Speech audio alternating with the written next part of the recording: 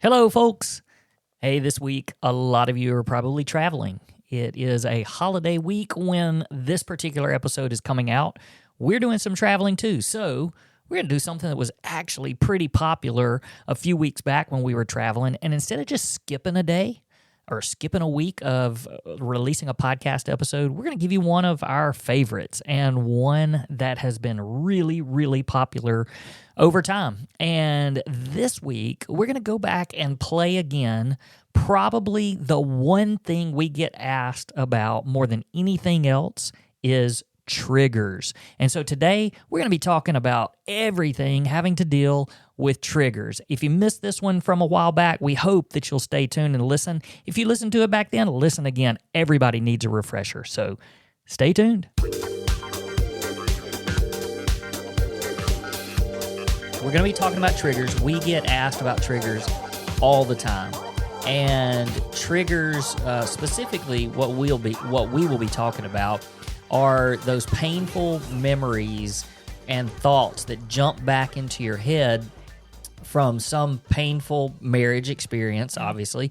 And, you know, anything can trigger that. It can be triggered by any of your five senses. And so, you know, it could be something that you smell, that you taste, you know, something you see, all the five senses. So, and don't laugh at me. I didn't forget them this time. I was just like, I'm just, you know, why am I? The people out there are intelligent. That's right. We don't have to name them all. We don't have to name the five senses for you. You got it.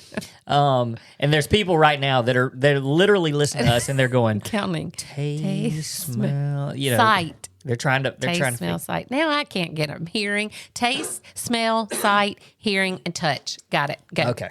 So, So, you know, for us, if you don't know our story, we walked through infidelity 12 years ago when Heather confessed to being unfaithful in our marriage. And so, you know, we really do know firsthand the pain that triggers and how consuming they can be. And, you know, especially for me, being the one that was betrayed, and I dealt with triggers for quite a while. But, you know, as we were talking about it earlier, it doesn't have to be something as big as infidelity or, you know, it could be any sort of painful experience from your marriage. So you don't have to shut this off if you're like, well, we've never had it. Because more than likely, no matter who you are, if you didn't know it was a trigger, now you do. Like you're thinking and you're like, oh, that's what they're talking about. Yeah. You know, that's a painful memory when I see that, or, you know, when I hear that song, or, I mean, it could be anything. And it can be like for a disappointing season in your marriage, or something your spouse did to let you down. Like, you know, even, you know, I'm just thinking about like if we had a bad fight and we, you know, we're at a certain restaurant. Well, going back to that restaurant triggers even just that. So we're not talking about just infidelity. And then I also want to say, you know, of course you had so many more triggers than I did, but in that I have triggers that bring up shame and guilt on my side too. So this is really for everybody. Yeah, and I actually wanted to go there at some point during this discussion and let you kind of share, because it's obvious that when, you know, the people that are asking us, you know, questions about it, that, you know, they're the ones typically that have been betrayed. Right. And these things keep coming up and popping into their head. So like, you know, for me, it was, I would see a certain color truck driving around. I could pass certain places where, you know, I knew that some things had happened because of some things that you confessed to me. Right. You know, just, you know, even, you know, places where, you know, maybe I found out about something, or where we were, you know, just all kinds of stuff. I mean, the counseling office that we went to, I literally drive by it every single day on my way to work. So there's all kinds of things that you could be thinking about and that could trigger. And it can even be like little small things. You know, we were doing marriage coaching just in the last couple of weeks, and we were actually talking about this topic. and you said something, and whatever word you said was an actual trigger Wow. for me 12 years later. And I was able to tell them, kind of in real time, look, I know what you're talking about, because as silly as this sounds, when she said that word, it triggered this because I started thinking about this, and then it led to this. And Yeah. so it is a real thing. Yeah. And the questions, It's painful. yeah, It's yeah. painful. And the questions that we get are, how do you deal with it? How do you get them to stop? Yeah. But how do you deal with them? And then the spouse that was the betrayer, they also want to know, how do I help? Yes. When that happens, what do I do? Yeah. And then people want to know, are they going to ever stop? Right. Like, when does this end? And so there's all sorts of questions surrounding this. And so we just want to kind of talk about it for a few minutes, maybe give you some pointers, some suggestions, some ways that you can fight this, and hopefully it'll make things a little bit better for you. That's right. That's right.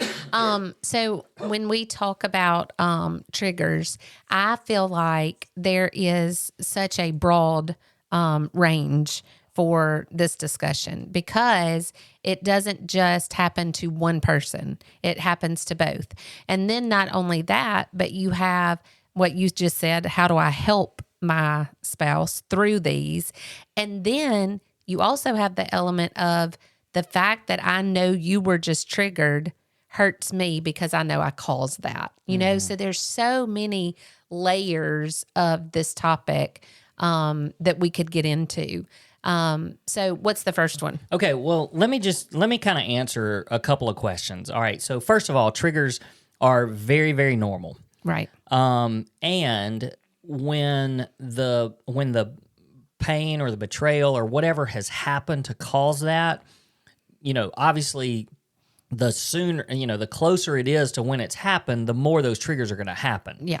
So, And yes. probably more intense. Right. So more frequent and more intense. And so I am telling you that time does help. Sure. However, I'm also telling you, I'm being very honest with you, that 12 years later, there are still triggers that happen. Now, it may be once a week. It may be once a month. But back when everything had just come out, I mean, these triggers were literally happening every 10 minutes. Yeah. Yeah. So I'm just speaking to that person that's dealing with it, and I'm saying, I get it. I understand. Yes, time does help, but you also have to be kind of proactive in how you fight it. Right. And so I'm going to give some things that I did and some things that I've learned through the years. And one of those is this. This seems very simple, but if there's a way to eliminate or remove any of the triggers, then by all means do that. Right. And it could be as small as, okay, I've got a different route that I can drive to drop the kids off at school so that I don't have to pass by that, or I don't have to think about that, or I don't have to see that building, or I don't have to see that person, or whatever it is. Eliminate it. Eliminate it. Just, hey, I don't want that trigger to happen over and over and over. So for us, that was the case, because one of the places that I would drive on the way to just about anywhere on the opposite side of town, like, because you had told me some stuff that had happened, it was a trigger for me almost every time. And so for the longest time, I didn't even want to go that way. Like, I would drive a completely different direction just so I wouldn't have to go down that route. And, we even made like big changes too. Like, we changed our church. Right. Because every time I stepped foot in the church, it was a massive trigger. And there were lots of other issues there, lots of other things. But I'm just, that's one of the big ones. We've probably said this before on here, but I can't stand the beach. And I didn't really like it beforehand, but, it's a trigger for me too. And so I just as soon not go, because why? Me going to the gym. 100%. Yes. That's a great Yep. one. Yep. And that doesn't mean I had to give up the gym. It just means that I had to find something different. And I think we've talked about that recently. I choose to go to BARRE, BARRE, Not the bar. not the bar. And it's all ladies, and I love it. And that is something, and I don't know that I would have enjoyed it before, but I really think that God's just honoring the fact that I am doing something that you're comfortable with and still choosing to move my body, and He's given me a love for it. So, Yeah, and I mean, I'm telling you, there's so many things I can't even address them all. But like during that season of your life, like there was even like certain television shows that you were watching, and those, when I see those, they create triggers. sure. And even to this day, but I would never watch one of those shows because why? Eliminate it if you can. So that's kind of my first thing. Now I totally understand that there's some that can't be eliminated. Right. And so we're going to address that a little bit towards the end, and also really even moving beyond just avoiding them. There is a way to just take it a step further instead of just avoiding those triggers. But I think early and initial steps, that's something major. Just any way that you can, eliminate it. Now, here's one of the things that I discovered throughout, learning how to deal with triggers. Triggers actually cause an internal response and they cause an external response. And obviously, this internal response is, you're feeling this trigger, everything's happening on the inside, and what are you going to do about it? How are you going to handle it? How are you going to try to, get it out of your mind? I mean, whatever to remove it. That's all something that's internal that you need to deal with internally. And the thing that you have to remember is that Satan, he's putting those thoughts there, wanting you to dwell on it and wanting you to sit inside this internal struggle that you're having that brings up all these memories. And even if you're doing so great with your spouse and your spouse is doing so great and doing everything that they're supposed to do, those triggers are still going to happen. And I can promise you it's going to happen because it still happens 12 years later. That's right. And there's no there's no reason. Like I hold nothing, there's nothing that I hold over your head. I'm not angry. We've, total forgiveness, all of that.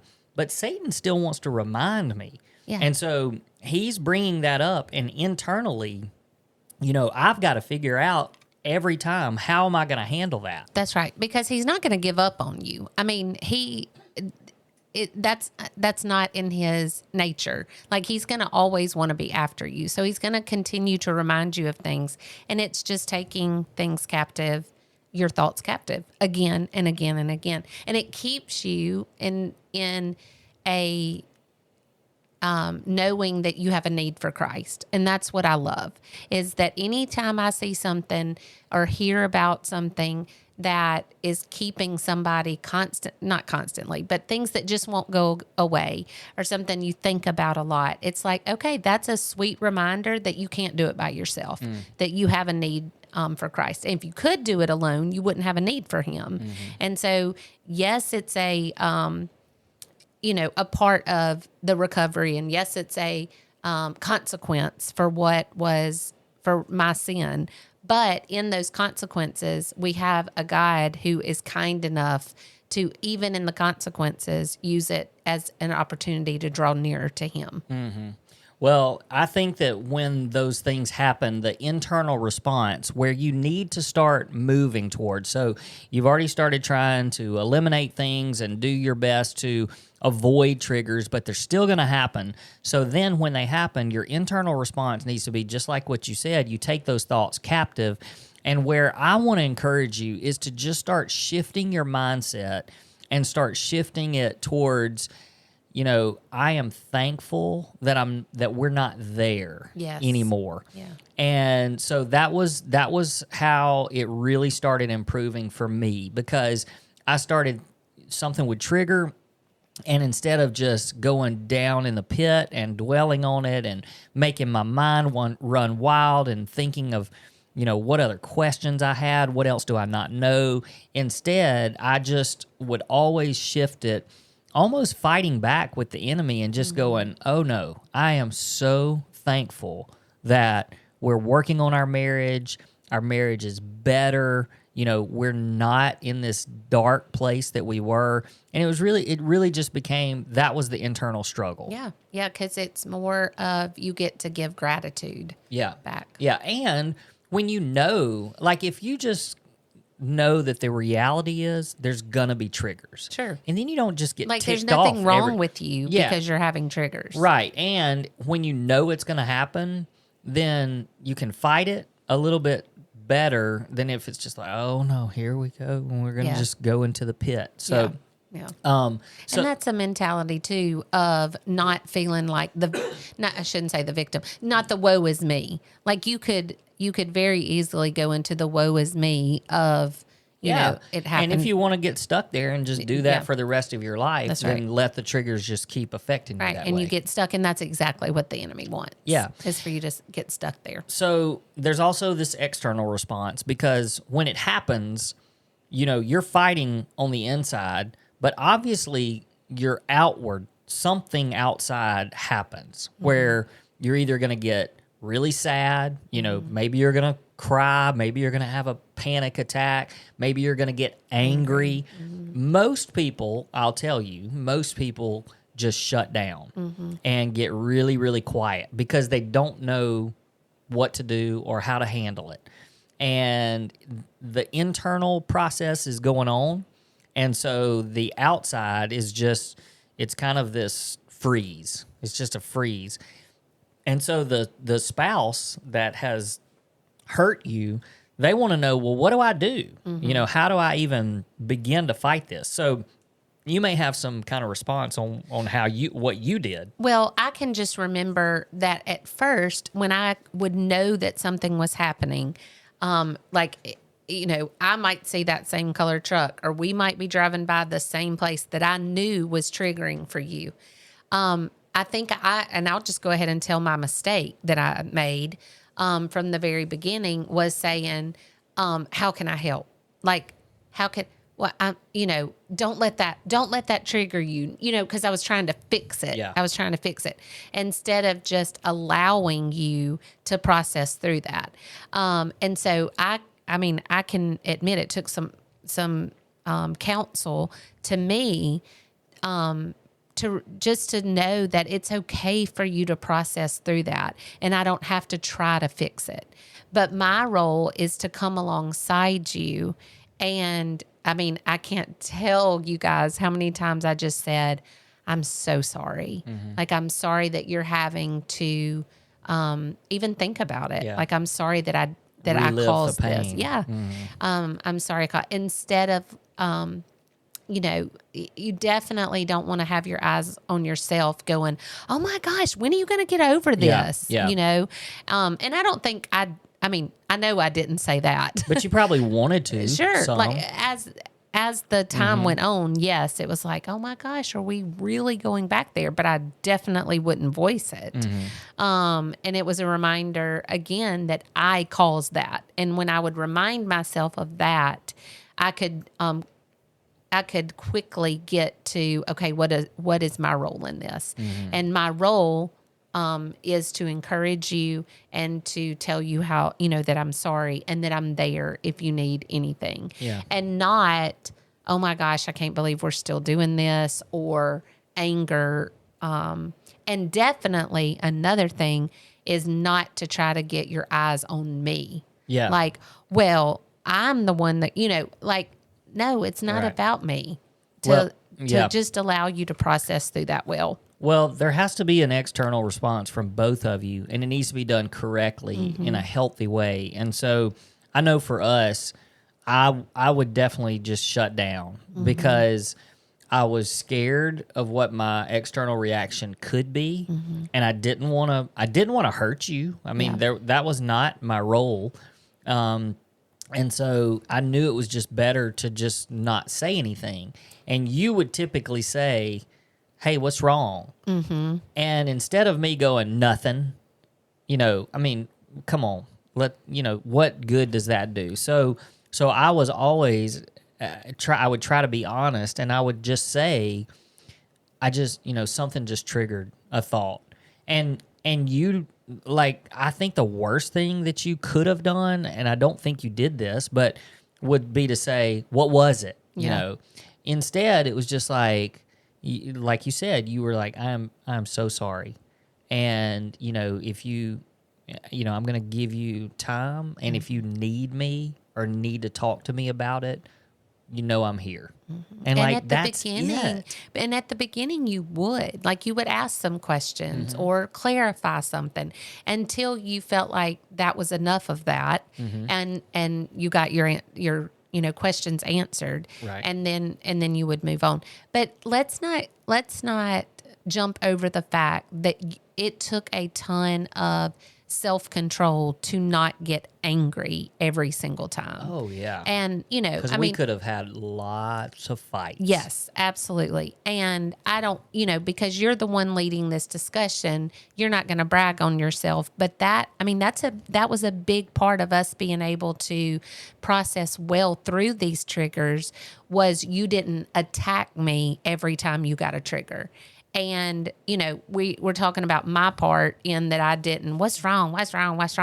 But for you to not be, because you could have easily said, oh, did you just see that?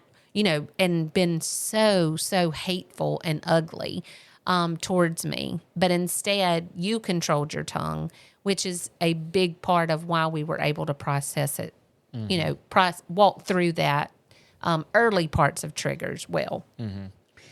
Well, the kind of the last thing that I want to roll into a little bit is just the deeper healing of triggers. Again, these are going to take place over time, and there's no timetable. Like, I don't have a manual that I can give you and say, oh, by 6 months you should stop. It just doesn't work that way.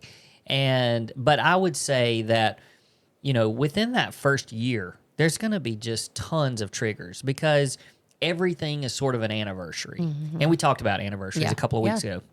But those things are going to happen. But after that, you should begin, for sure. And some, gosh, I hope those triggers end really quickly for everybody.